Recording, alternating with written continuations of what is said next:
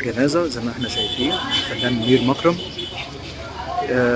وطبعا مين ما بيحبش الفنانة الراحلة سمية الألفي الله يرحمها.